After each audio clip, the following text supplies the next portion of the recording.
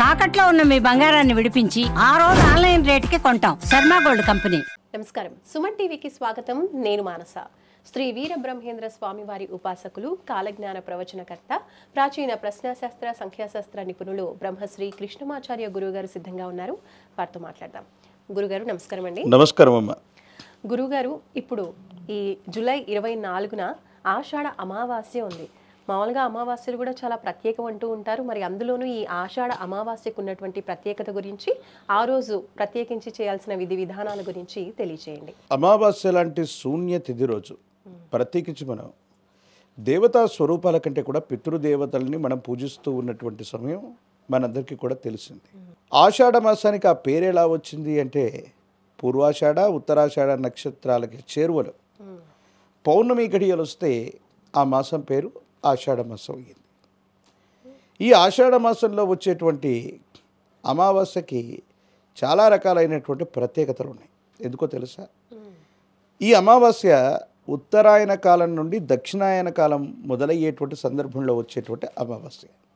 అంటే దక్షిణాయన పుణ్యకాలం, ఉత్తరాయణ పుణ్యకాలం సంపూర్ణమై దక్షిణాయనం మొదలవుతూ ఉన్నటువంటి సందర్భంగా కూడా మనం చెప్తాం. ప్రత్యేకించి శ్రాద్ధ కర్మలకి, పితృ సంబంధమైనటువంటి క్రతువులకి విశేషవంతమైనటువంటి అమావాస్యలన్నీ కూడా మనకు తెలుసు. ఈ ఆషాఢ అమావాస్య రోజు గురు ఆదిత్య యోగం ఉంది. జ్యోతిష్యపరమైనటువంటి పరిభాషలో గజకేసరి అనేటువంటి చాలా గొప్ప యోగం. 1, 4, 7, 10 స్థానాల్లో చంద్ర గురువుల యొక్క యుతి ఉన్న ఆ స్థానాల్లో ఆ 2 గ్రహాలు ఉన్న దాన్ని గజకేసరి యోగం అని మనం పిలుస్తాం. ప్రత్యేకించి ఈ అమావాస్య లాంటి తిథి రోజు విశేషవంతమైనటువంటి గజకేసరి యోగం కూడా ఉంది. ఈరోజు గనక విశేషంగా దక్షిణాయన కాలంలోని మొట్టమొదటి అమావాస్య అయినటువంటి ఈ ఆషాఢ అమావాస్యని కొన్ని ప్రాంతాల్లో చుక్కల అమావాస్యగా పిలుస్తూ ఉంటారు. ఈ మొట్టమొదటి దక్షిణాయనంలో ఉన్నటువంటి అమావాస్య రోజు పితృదేవతలకు శ్రాద్ధకర్మలు చేసిన, పిండ ప్రధానాది క్రతువులను జరిపించిన, తిలతర్పణాలు వదిలిపెడుతున్న, లేదా మహిమాన్వితమైనటువంటి పుణ్యక్షేత్రం శ్రీ పుష్పగిరి క్షేత్రం ఆంధ్రప్రదేశ్లోని కడప జిల్లా ప్రాంగణంలో మహిమాన్వితమైనటువంటి పుష్పగిరి క్షేత్రంలోని రుద్రపాదానికి అభిషేక క్రతువును గనక జరిపిన సమస్తమైనటువంటి దుర్యోగాలు తొలగిపోతాయి.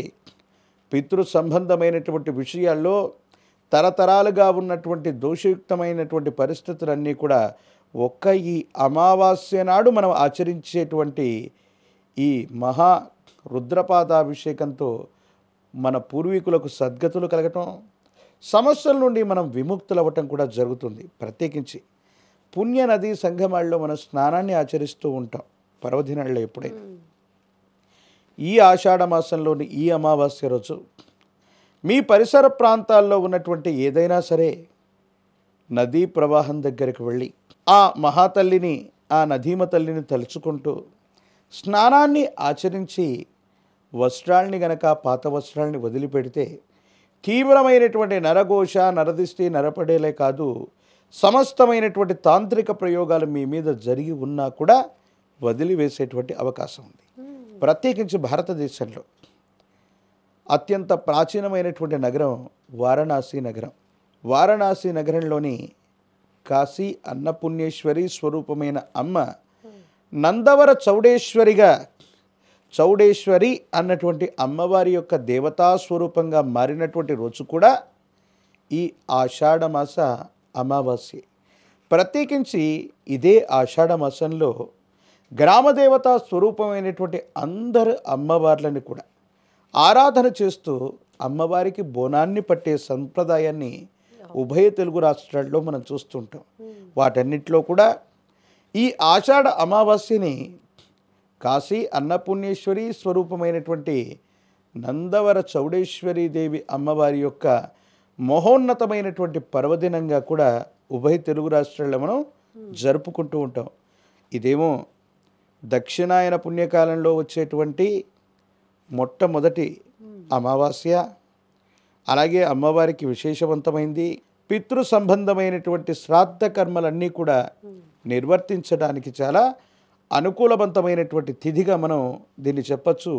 జ్యోతిష్యపరమైనటువంటి పరిభాషలో కూడా గురు ఆదిత్య యోగం, ప్రత్యేకించి విశేషవంతమైన గజకేసరి యోగం, ఇలాంటివి ఆ రోజు ఉన్నటువంటి స్థితిగతుల్లో ఉన్నటువంటి గ్రహాల యొక్క గోచార పరిస్థితులను బట్టి ప్రత్యేకంగా ఉంది. కాబట్టి గతించిపోయినటువంటి మీ పితృదేవతల్ని ఆరాధించండి. వారి ఆత్మశాంతి కోసం పవిత్రమైనటువంటి పుణ్యనది సంగమ ప్రదేశాల్లో శ్రాద్ధ కర్మలు నిర్వర్తించండి. తిలతర్పణాలు చేయండి, పిండ ప్రదానాలు చేయండి.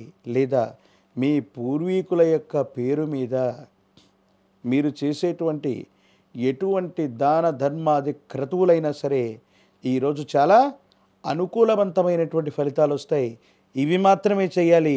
చేయకూడని పనులు కూడా మరికొన్ని ఉంటాయి. ఏం చేయకూడదు గురుగారు? విశేషంగా శ్రాద్ధ కర్మలు చేస్తూ ఉన్న సందర్భంలో మనం క్షవరం చేయించుకోవటం, శ్రాద్ధకర్మ చేసేటువంటి రోజు క్షవరం చేయటం మనం చేస్తూ ఉంటాం. కానీ ఈ ఆషాఢ అమావాస్య పూట ఎటువంటి క్షవరం చేయటం కానీ, గోళ్ళు కత్తిరించుకోవటం కానీ, కొత్త వస్త్రాలని ఆ రోజు వాడటం ఉపయోగించటం కానీ, కొత్త నిర్ణయాలు తీసుకోవటం కానీ, విశేషవంతమైనటువంటి ఏవైనా శుభకార్యాలకి అంకురార్పణ ఆ రోజు చేయకూడదు అన్నటువంటి నిబంధన కూడా ఉంది. ఎందుకంటే ఉత్తరాయణ పుణ్యకాలం ముగిసిపోయింది, దక్షిణాయనం అన్నటువంటిది మొదలయ్యింది. అందుకే భీష్ముడు కూడా దక్షిణాయనంలో తను విడవకుండా ఉత్తరాయణ పుణ్యకాలం వచ్చే వరకు కూడా అంపశయ్య మీద తాను వేచి ఉన్నటువంటి సందర్భం మనకు తెలుసు. అసుర సంబంధమైనటువంటి గణాలు చాలా బలంగా ఉండేటువంటి సందర్భం ఇది. మనుషులందరూ కూడా ఉత్తరాయణ పుణ్యకాలంలోనే వాళ్ళకు సద్గతులు కలగాలని, మరణం సంప్రాప్తించాలని అందరూ కూడా అనుకుంటూ ఉంటారు. దక్షిణాయన పుణ్యకాలంలో పాపాత్ములు మాత్రమే లేదా ఏవైనా దుష్కర్మలు చేసినటువంటి వాళ్ళకు మాత్రమే మరణం అన్నటువంటిది సంభవిస్తుందన్నటువంటి నమ్మకం, విశ్వాసం కూడా మనకుంటుంది. కొత్త వస్తువుల్ని ధరించటం, కొత్త వస్తువులు లేదా వస్త్రాలు ధరించటం, ఉపయోగించటం, నూతులు బావులు తవ్వటం, పూడ్చిపెట్టడం, కొత్త నిర్మాణాలను కట్టడానికి ఏర్పాటుకు ప్రారంభోత్సవం చేయటం, అలాగే గోర్లు కత్తిరించటం, క్షవరం చేయటం, ఇలాంటి విషయాలన్నీ కూడా ఈ ఆషాఢ అమావాస్య రోజు నిషిద్ధంగా చెప్పారు. శ్రద్ధతో చేయగలిగిన కార్యక్రమమే శ్రాద్ధకర్మ. ఇది పితృదేవతలకి సంబంధించింది. కాబట్టి పితృదేవతలకు సంబంధించిన శ్రాద్ధ కర్మలను ఎంత భక్తితో మనం చేస్తే అంత అక్షయమైనటువంటి ఫలాన్ని మనం తప్పకుండా పొందుతాం. ఆషాఢ అమావాస్య విశిష్టత గురించి మాకు తెలియజేసినందుకు ధన్యవాదాలు గురుగారు. నమస్కారం. జై వీరబ్రహ్మ, జై గోవిందమంబ జై.